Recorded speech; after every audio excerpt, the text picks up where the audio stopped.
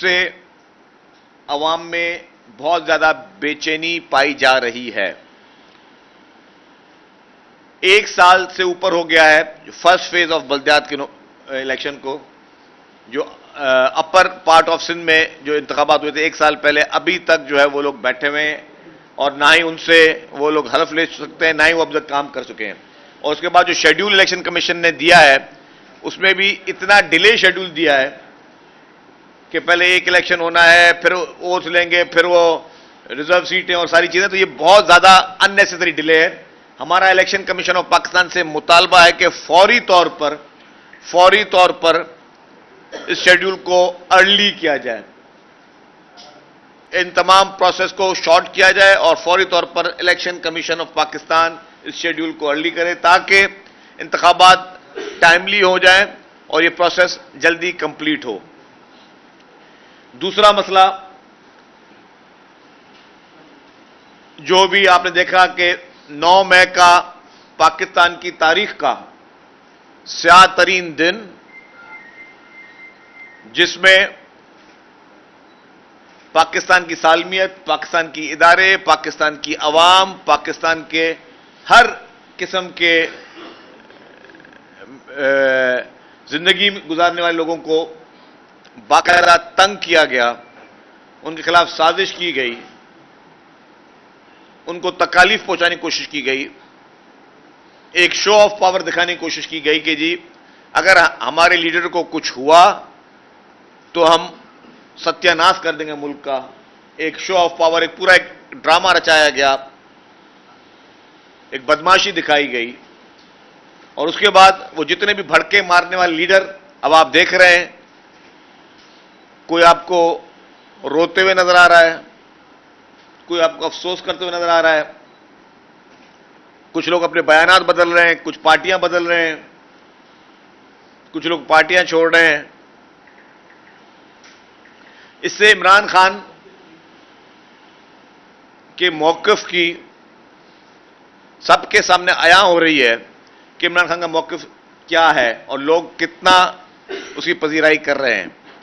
जितने भी लोग 2018 से पहले बोरियां भर भर के लाए गए थे, जहाज भर भर के लाए गए थे, उसी स्पीड में लोग पीटीआई को छोड़ रहे हैं। इमरान खान ने रिहाई के बाद एक इंटरव्यू दिया।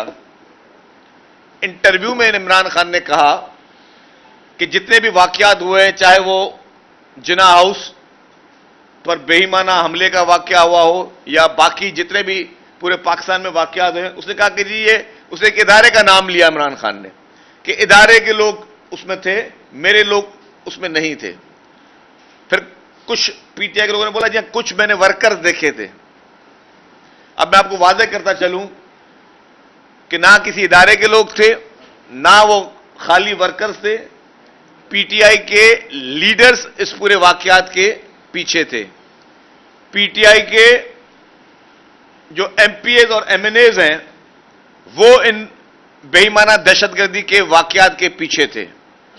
उसकी छोटी सी एक मैं आपको वीडियो दिखाता हूं, थोड़ा गौर से देखिएगा। और उसमें मैंने हमारी मीडिया टीम ने वो सारी फुटेजेस लेकर वो चीजें सारी सामने आया कर रही है और आप देखिए उसमें हमने पॉज भी किया कि कौन कौन से रहनुमा, उनके नाम भी रखे हैं कि कौन कौन से रहनुमा इस पूरी दहशतगर्दी में और इस पूरे वाकयात को रोनुमा करने में मुलविस है, जिन्होंने आपकी ट्रांसपोर्ट को नुकसान पहुंचाया, जिन्होंने आपकी एम्बुलेंसेस को नुकसान पहुंचाया, पुलिस की गाड़ियों को नुकसान पहुंचाया, आपके वाटर बोर्ड की गाड़ियों को नुकसान पहुंचाया, आपकी इमलाक को नुकसान पहुंचाया, सरकारी इमलाक को नुकसान पहुंचाया, मोटरसाइकिल तक को नुकसान पहुंचाया। वजीर आला साहब ने उनकी मेहरबानी, उन्होंने कहा कि जी जिन जिन लोगों की मोटरसाइकिल्स जलाई गई हैं उन सबको सिंध हुकूमत, जो प्राइवेट लोगों की बता रहा हूं आपको, मोटरसाइकिल्स जलाई गई हैं उन सबको सिंध हुकूमत नई मोटरसाइकिल लेकर दे रही है। यह हुकूमत अभी भरेगी पैसे, लेकिन यह मैं बात वाज़ेह करता चलूं, ये सारे पैसे हम इन दहशतगर्दों से भरवाएंगे जिन्होंने कानून हाथ में लिया है। अब मैं चाहूंगा कि आप लोगों वीडियो पहले देख लें ताकि मैं आपको बताऊं कि इन्होंने क्या किया, और ये इसमें सबूत और शवाहिद इस वीडियो में मौजूद हैं। वॉल्यूम फुल करो।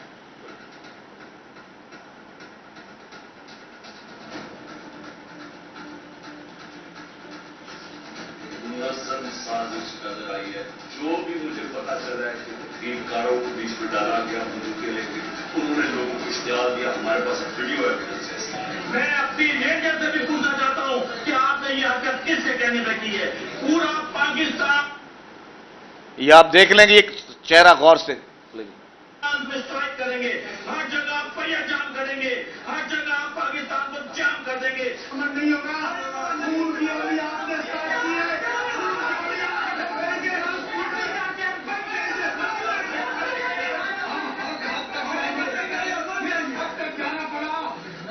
पूरे पाकिस्तान से कहता हूँ कि पूरा पाकिस्तान हमारे सड़कों पे लेके, पूरे पाकिस्तान में बाहर निकलना है।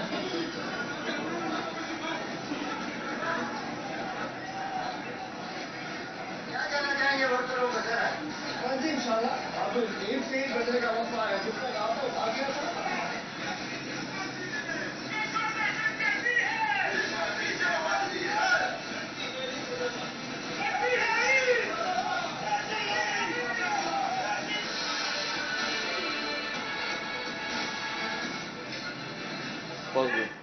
इसमें आपने देखा, वहीं पर रखे आप अपने कैमरास को, आपने देखा कि इन्होंने मुल्क के खिलाफ, मुल्क के इदारों के खिलाफ नारे तक ये लोग लगा रहे थे, एमपी एमएलए इनके बैठकर।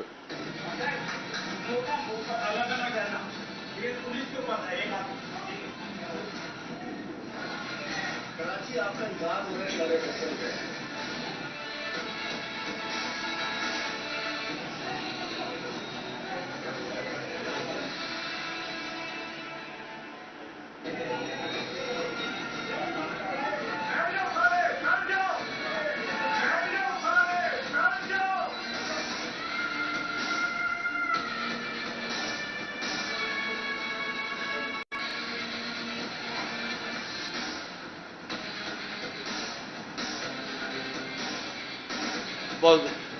ये आप देख रहे पीछे आग लगी हुई है, ये नहीं कि कोई पीसफुल मुजाहरा हो रहा है। आगे चलो, ये वाटर बोर्ड का वो टैंकर है जिसको आग लगाई गई। और कौन मुझे थोड़ा और पीछे करने, रिवर्स करने थोड़ा, ये देखें, ये वाटर बोर्ड के टैंकर पर चढ़े हुए और इसी टैंकर को आग लगी है, इस टैंकर को जलाया गया है।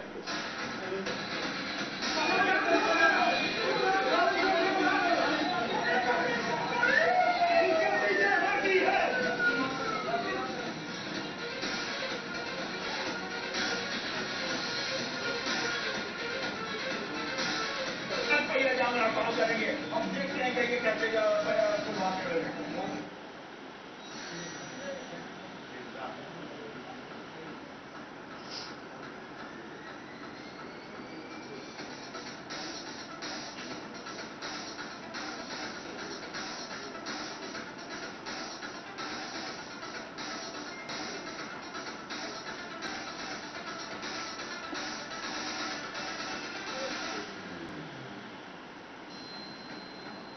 पूरी कराची में देख रहे हैं गौर भाई, चेयरमैन अब्दुल रहमान, चेयरमैन सलेमान, इन्होंने सारा फैसल ब्लॉक किया हुआ है।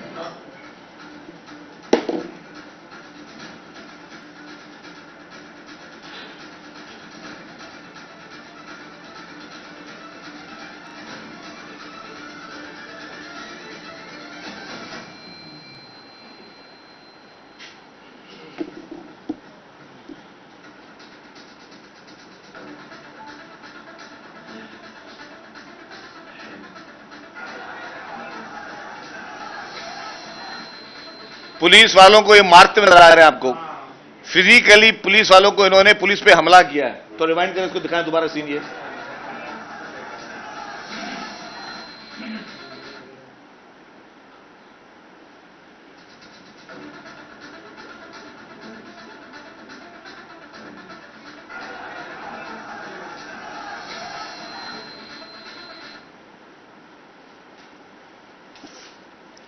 जैसे आपने मुलाहिजा फरमाया कि कोई सियासी बयान हम नहीं दे रहे, हमने आपको वो फुटेजेस, वो वीडियो दिखाए हैं जिस पे बकौल इमरान खान ने तो किसी इदारे पे इल्जाम लगा दिया। ये सारे आपके एमपीएज और एमएनएज, आपके बलदियाती नुमाइंदे, सब नोन लोग हैं, सब नोन फेसेस हैं और इनके चेहरे पूरा पाकिस्तान जानता है। वो कराची शहर में 9 मई को दहशतगर्दी में मुलव्वस ना सिर्फ पाए गए, शवाहिद और सबूत ये उनके मौजूद हैं। इमरान खान ने तो बड़े आसानी से मजे के साथ इदारे का नाम ले लिया कि इदारे को मलाइन करे, लेकिन इसका हिसाब कौन देगा? जिस तरह से बदतरीन दहशतगर्दी की गई, यूनिफॉर्म वालों को, वर्दी वाले पुलिस वालों को आप मार रहे हैं, उन पे हमला कर रहे हैं, क्या आप लोगों को बख्श दिया जाएगा? और फिर इन्होंने जब पहले दिन ये बदमाशी की, वजीर आला साहब ने पुलिस को सख्त हिदायत दे दी थी। सेकेंड डे आपको याद होगा कि पहले उन्होंने ऐलान किया कि 2 बजे आएंगे, फिर बोले 5 बजे आएंगे। कहां गए सारे? कहां सारे भाग गए? क्यों नहीं आते सड़कों पे? अब आए सड़कों पर, कौन मना करता है इनको? हमने उनको कहा था आपने पीसफुल प्रोटेस्ट करना है, हम आपको पार्क देंगे, लॉन देंगे, जगह देंगे, आप वहां जाके प्रोटेस्ट करें, लेकिन आपको कानून हाथ में लेने नहीं देंगे। और जिस तरीके से बदतरीन तरीके से कानून हाथ में लिया गया, इमलाक को नुकसान पहुंचाया गया, लोगों को, मासूम लोगों की मोटरसाइकिलों को आपने जलाया, जिन लोगों की प्राइवेट मोटरसाइकिलें हैं, जिन लोगों का रोज खाने रोज कमाने वाले लोग जो हैं उनको साहब नुकसान पहुंचाया। आपने ट्रांसपोर्ट को नुकसान पहुंचाया, आपने बसेस को नुकसान पहुंचाया, क्योंकि इमरान खान के पास अपनी गाड़ियां मौजूद हैं, वो बसेस में सफर नहीं करता। इमरान खान की बीमार होगा तो वो अपने गाड़ी में हॉस्पिटल जाएगा। एम्बुलेंसेस को आपने नुकसान पहुंचाया, आपने सारी इमलाक को नुकसान पहुंचाया। ये सब जो नुकसान पहुंचा है गरीब का पहुंचा है, अमीर को नुकसान नहीं पहुंचा है। और जिस तरह बदतरीन दहशतगर्दी की गई, उसके बाद इनमें से किसी की कोई बख्शिश नहीं है। अगर कोई ये समझ रहा है कि वो किसी से माफी तरले करके या किसी से ये बोल के कि जी हमें छोड़ दिया जाए, नहीं।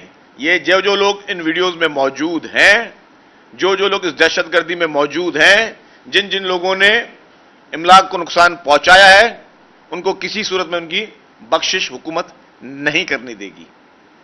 और पीटीआई जो कि एक दहशतगर्द तंजीम बन चुकी है, इस्टेब्लिश हो चुकी है, कि जिस तरीके से यह तर्ज सियासत पाकिस्तान में कोई भी कौमी जमात नहीं करती। किसी कौमी जमात का यह काम नहीं है कि आप पाकिस्तान में इस तरीके की सियासत करें। इस तरीके की सियासत से कोई भी आपको अप्रिशिएट नहीं करेगा। और इमरान खान जो सिर्फ और सिर्फ अपने फर्द वाहिद के लिए जीता है, अपनी फैमिली के लिए जीता है, और पूरे पाकिस्तान में किसी की उसको कोई परवाह नहीं है। यह शख्स पूरे मुल्क की सालमियत को उसने दांव पे लगाया, मुल्क की इकॉनमी को उसने दांव पे लगाया। मुल्क का आज ये जो हशर हुआ है, 2018 से लेकर 2022 तक जो उसने इकॉनमी की तबाही की, उसकी और कोई मिसाल नहीं मिलती। हमने हमेशा यह कोशिश की कि सारी जमातें साथ मिलकर कौम के लिए, मुल्क के लिए कुछ कर सकें, लेकिन इस शख्स की इक्तदार की हवस और लालच ने, इसने हर वो रेड लाइन क्रॉस की है जिसकी कहीं पे इजाजत नहीं दी जा सकती। अपने मुल्क में अपने इदारों को निशाना बनाना, अपने पॉलिटिकल लोगों को निशाना बनाना, अपने कॉलीग्स को निशाना बनाना, और आज वो कॉम्प्रोमाइज किस चीज पे कर रहा है? उसके अपने पार्टी के लोग जेलों में पड़े हुए हैं। मैं वही कहता हूं कि इमरान खान के पीछे खुदा का वास्ता लोग ना चलें। सऊदी अरब में लोग 10-10 साल की सजा खा गए इमरान खान के पीछे चलते हुए। यहां पे मासूम लोगों को उसने सड़कों पर लेकर आया इमरान खान, और खुद अपने बच्चे उसके बाहर बैठे थे। अगर इस तरह के मुजाहरे उसको करने थे जिसमें ये खवातीन और बच्चे और आगे ह्यूमन शील्ड करके इस्तेमाल कर रहा है, हर जगह पे आपको खवातीन और बच्चों को ह्यूमन शील्ड करके आगे लेकर आया, तो इसके अपने घर की खवातीन, इसके अपने घर के बच्चे जो कि बाहर बैठे हुए हैं, वो यहां पे आके खुद तहरीक चलाते हैं ना। तो कौम खुदा के वास्ते आंख खोले, ऐसे शख्स, बहरूपी शख्स के कहने पे ना चले, जो सिर्फ आपको इस्तेमाल कर रहा है, हुसूल इक्तदार के लिए आपको इस्तेमाल कर रहा है, अपनी जाती अना के लिए आपको इस्तेमाल कर रहा है। इससे सबको आंखें खोलनी चाहिए। और केसेस की जहां तक बात है, करप्शन के संगीन तरीन मुकदमात इमरान खान के ऊपर चल रहे हैं, संगीन तरीन मुकदमात, जो कि मुकदमात ओपन एंड शट केस है, जिसको अब वो उनके लोग, मैं टॉक शो में बैठा था, कहा उनसे हमने सवाल पूछा, सदाकत अब्बासी साहब की बात कर रहा हूं मैं, सवाल पूछा कि जी जो पैसे हुकूमत के पास आने थे वो कोर्ट में कैसे गए? तो बोला क्या हो गया, वो भी हुकूमत का अकाउंट है, वो भी हुकूमत का अकाउंट है, वापस मंगवा लें। मतलब ये सोच है, क्या हुकूमत इस तरह चलती है? कह रहे जी वो भी हुकूमत का अकाउंट वापस मंगवा ले। आपने जिन लालच पे ये गलत गैर आईनी गैर कानूनी फैसले किए वो नहीं कर सकते। मैं सिंध हुकूमत के एक महकमे का पैसा दूसरे महकमे के अकाउंट में जमा नहीं करा सकता, और ना कोई महकमा जमा करेगा उसका पैसा। ये आपने फेडरल गवर्नमेंट का अकाउंट के पैसे, जो फेडरल गवर्नमेंट के अकाउंट में जो ट्रेजरी में आने थे, वो आपने सुप्रीम कोर्ट के अकाउंट में जमा करा नहीं सकते थे आप, और वो सबूत और शवाहिद सुप्रीम कोर्ट के पास मौजूद हैं। जिस कोर्ट ने इमरान खान को out of the way favour दिया, वो सबूत उनके अपने अकाउंट में मौजूद है, कहीं और जाने की जरूरत नहीं थी। बेल तो सवाल ही नहीं पैदा होता, 100% कन्विक्शन का केस है, इसमें सुप्रीम कोर्ट ने किसी प्रोसिक्यूटर को बुलाने की जरूरत नहीं है। इस केस में सुप्रीम कोर्ट ने किसी नैब को बुलाने की जरूरत नहीं है, इसमें किसी अटॉर्नी जनरल को बुलवाने की जरूरत नहीं। ये वो केस है जिसमें सुप्रीम कोर्ट सिर्फ अपने बैंक बैलेंस निकाल ले, अपना सुप्रीम कोर्ट का अपने अकाउंट बैलेंस निकाले, बोले जी ये पैसे कहां से आए, और सवाल या निशान लगा के फेडरल गवर्नमेंट से पूछिए भाई ये पैसे कहां से आए। पता चलेगा जी इमरान खान ने अल कादर ट्रस्ट की जो करप्शन है, गबन है, उसके एवज ये पैसे यहां जमा करवाए, और वहां पे सजा की 100% कन्विक्शन पक्की है। इसमें ना कोई सबूत चलना है, ना कोई गवाह चलना है, ना किसी गवाही की जरूरत है। इसके बावजूद unfortunately out of the way Imran Khan को फेवर दिया गया। मैं आज भी देख रहा हूं जिस तरह गिरफ्तारियां इन वीडियोस के बाद हुई हैं, तो जमानतें भी जो है वो थैले भर भर के दी जा रही हैं। हमें तो 2-2 साल तक जमानतें नहीं मिल रही थी। आगा सयाद साहब को तो 4 साल हो गए, अभी जमानत नहीं मिल रही है। यह आज भी सुना है कि शाह महमूद कुरैशी को जमानतें मिल रही, सबको जमानतें धड़ाधड़ मिल रही हैं। 2-2, 3-3 दिन तक ये जेल में रहते हैं और जमानतें हाजिर हैं। हमारे दौर में तो जमानतें बहुत सख्त थी भाई, बहुत मुश्किल थी। इनके लिए तो चांदी आई हुई। तो ये भी जो दौरा मयार चल रहा है, इसको भी बंद होना चाहिए। ये दौरा मयार खतरनाक मैसेज देता है। ये दौरा मयार ये मैसेज देता है कि आप मुल्क की, हमारे पीपुल्स पार्टी की टॉप लीडरशिप को सालों साल जेलों में रखे, उनके लिए जमानतें नहीं है, लेकिन लाडलों के लिए और लाडलों के चहीतों के लिए भी जमानतें मौजूद हैं, और यूं बट रही हैं, होलसेल में जमानतें मिल रही हैं, जो कि बायसे तशवीश है। और फिर मैं बोल रहा हूं कि यह गलत मैसेज दिया जा रहा है। आप पाकिस्तान में गलत मैसेज दे रहे हैं आप, कि मखसूस तबके के लिए आउट ऑफ द वे कोई इदारा आ गया जाता है, और बाकी लोगों के लिए आंखें बंद, सब चीजें कान बंद, और उनको तकालीफ में छोड़ दिया जाता है। यह मैसेज भी आप बहुत बुरा दे रहे हैं लोगों को, मुल्क की आवाम को। इस मैसेज को भी बंद होना चाहिए। गवर्नमेंट ने अगर किसी को एमपीओ में गिरफ्तार किया है, 30 डेज का वो बाय लॉ होता है, एमपीओ भी कानून में मौजूद है। उस एमपीओ कोई ये नहीं कि किसी फर्द वाहिद ने कोई कानून अपना नया बनाया है, तो आप एमपीओ के कानून को उड़ा देना। अगर आप समझ रहे हैं कि एमपीओ में किसी ने वो गलत इस्तेमाल हो रहा है, तो एमपीओ को उड़ा देना। आप उनको किस तरह बेल दे सकते हैं लोगों को? फिर भी अगेन ये क्वेश्चन मार्क है कि इस तरीके से इनके लिए बाजार खुला हुआ है जमानतों का भी, जो कि सवाल निशान भी है, बायस तशवीश भी है। हम ये मुतालबा करते हैं कि इस मुल्क में 22 करोड़ अवाम को एक नजर से देखा जाए। जो भी लोग बैठे हैं, हमारा किसी से कोई लड़ाई झगड़ा नहीं है, तमाम अदालतों का बहुत ज्यादा एहतराम है, supreme court, high court, session court, हर कोर्ट का बहुत ज्यादा एहतराम है, लेकिन बराए मेहरबानी वन कंट्री वन लॉ होना चाहिए। एक मुल्क एक कानून होना चाहिए। एक ही आइन पर अमल करते हुए फैसले होने चाहिए। आइन को बिल्डोज करने का इख्तियार किसी को नहीं है। आइन पे कदरन लगाने का इख्तियार किसी पे नहीं है। पार्लियामेंट की सुपरमेसी पे को चैलेंज करने का इख्तियार किसी को नहीं है। पार्लियामेंट को बुलडोज करने का इख्तियार किसी के पास नहीं है। पार्लियामेंट की बेतौकीदी का इख्तियार किसी के पास नहीं है। अपने रिश्तेदारों के कहने पे, अपने दोस्तों यारों के कहने पे या अपने घर कहने पे फैसले देने का इख्तियार या उनको गेस्ट कुर्सियों पे बिठाकर उनको दिखा के फैसले करवाने का इख्तियार किसी को नहीं है कि आपने आज कोई फैसला देना और आपने अपने फैमिली को बुला, देखो आज मैं किसकी जो आज डालता हूं मैं।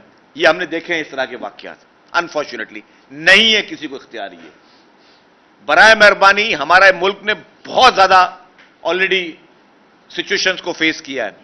हमारे मुल्क में बहुत ज्यादा नुकसानात उठा चुका है हमारा मुल्क। मजीद इस मुल्क को नुकसानात से बचाएं। कोई ऐसा फैसला इस मुल्क में नहीं होना चाहिए जो मुल्क में खुदा ना खास्ता किसी किस्म का कोई नुकसान मुल्क को पहुंचाए। ये पाकिस्तान है तो हम हैं, ये वतन है तो हम हैं। इस मुल्क में हर सूबे के रहने वाले के इक्वल इख्तियारात हैं। हर सूबे में रहने वाले के साथ इक्वल तरीके से ट्रीटमेंट होनी चाहिए। हर सूबे में रहने वाले के साथ एक तरीके से कानून की हुक्मरानी उस पर लागू होती है। यह नहीं हो सकता कि एक मखसूस तबके को आप मुसलसल रियायतें देते रहें, मुसलसल उसके लिए आप जो है वो रियायतों के अंबार लगा दें और बाकी मखसूस लोगों क्योंकि आपको वो पसंद नहीं है या आपके घर वालों को वो पसंद नहीं है या कोई और आपके साथ कोई इश्यूज हैं, उनको आप मुसलसल मुस्तकिल तौर पर उनको आप सजाओं में और आग में झुलसते देखने दें। तो बराए मेहरबानी मेरी अपील होगी कि हमारा मुल्क मजीद कोई एडवेंचर नहीं देख सकता। हमारे मुल्क में मजीद किसी किस्म की कोई गुंजाइश नहीं है कि यह हमारा प्यारा वतन कोई एडवेंचर देखे। बराए मेहरबानी कानून का इतलाक सब पर होता है और वो हर उस शख्स पे होता है जो कानून के फैसले सुना रहा है, उस पर भी वही कानून का इतलाक होता है। अगर इस मुल्क में कानून मौजूद है तो हर 22 करोड़ पाकिस्तानी के लिए वो एक ही कानून होना चाहिए और एक ही कानून की राह में होना चाहिए। इस वक्त जो हो रहा है ये नाकाबिले कबूल है और नाकाबिले बर्दाश्त है। शरीफ साहब, माजी में हमने देखा कि पीपल्स पार्टी वालों को और सिंध के कांग्रेस को मच जेल में ऐसे जेलों में भेजा गया जो सूबे से भी बाहर थे। अली जैदी और दूसरों को सक्खर और जैकोबाद भेज रहे हैं, वो बेचारे रो रहे हैं कि वहां गर्मी है, हम बर्दाश्त नहीं कर सकेंगे। दूसरी बात यह कि अपोजिशन लीडर जो सरगना था इस सबका, वो अभी तक गिरफ्तार क्यों नहीं हुआ? देखिए जी, पीटीआई के वो लोग जो दंगे फसाद में मुलविस थे, जिनकी वीडियोस मौजूद, अब तो कोई सवाल नहीं रहता ना, ये कोई वीडियो मैंने कोई एडिट करके नहीं बनाई हुई है। इसकी जहां पे फॉरेंसिक कराना है दुनिया के किसी भी जगह पे करा लें। ये तो मीडिया को चाहिए था लेके आती है, हमारी पुलिस लेके आती है, हमारे डिजिटल मीडिया के दोस्तों की मेहरबानी है कि उन्होंने ये सारे चीजें जोड़कर लेकर आए। तो ये चीजें मौजूद हैं और इसका मकसद सिर्फ और सिर्फ ये है कि अवाम को जो बेवकूफ बनाया जा रहा है वो ना बनाया जाए। अवाम को ये मैसेज दिया जा रहा है कि ये जो जलाओ घेराव है इसमें पीटीआई ने किसी इदारे का नाम लिया, उस इदारे को एक तो आप उसको नुकसान पहुंचाओ, फिर उसको कंट्रोवर्शियल बनाने की कोशिश करो, फिर उसी पे आप इल्जाम लगाओ। मकसद ये है कि जुल्म भी उस पे, डिफेमेशन भी उस पे और फिर उसी के ऊपर अक्यूज भी उसको बना दो। तो ये सबूत शवाहिद मौजूद है। इसके बाद जो भी पीटीआई के एमपी एमएनए हैं वो अंडरग्राउंड हुए हैं, वो छुपे हुए हैं, ऑपोजिशन लीडर समेत। सुना है ऑपोजिशन लीडर काफी जगहों पे माफी की दरखास्तें भिजवा रहे हैं।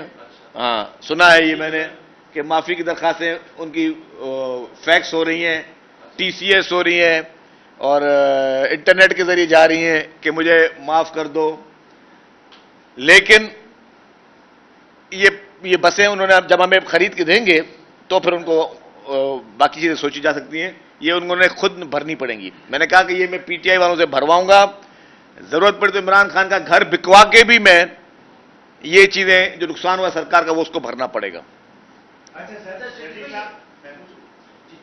सवाल ये है, आपने दुरुस्त कहा ये सारे हमने उसे अपनी आंखों से देखे ये वाकया सारा के सब, लेकिन एक शख्स गिरफ्तार होता है, उसके घर को सब्जेक्ट करार दिया जाता है, फिर उसको अस्पताल लाया जाता है, फिर उसके लिए मीडिया प्रेस कॉन्फ्रेंस अरेंज की जाती है, फिर उसके बाद फिर दोबारा उसको जैकोबाद भेजा जाता है। जैकोबाद से एक बार नोटिफिकेशन होता है, वो कैंसिल होता है, फिर घर को सब्जेक्ट।